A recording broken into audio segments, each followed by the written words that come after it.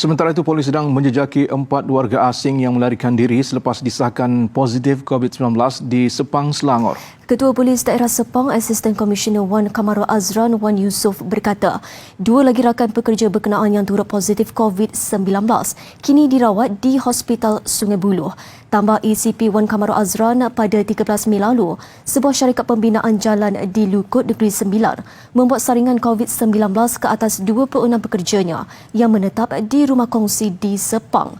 5 hari kemudian, pihak hospital memaklumkan melalui telefon bahawa seorang pekerja Indonesia disahkan dijangkiti COVID-19 dan suspek dibawa ke Hospital Sungai Buloh.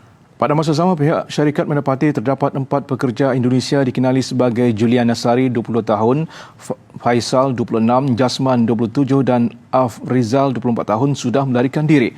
Keempat-empat suspek warga asing yang lari itu berumur antara 22 hingga 27 tahun. Pihaknya meminta kerjasama orang ramai untuk memberikan maklumat serta kerjasama kepada polis supaya mereka ini dapat dikesan dan dihantar ke hospital untuk rawatan lanjut.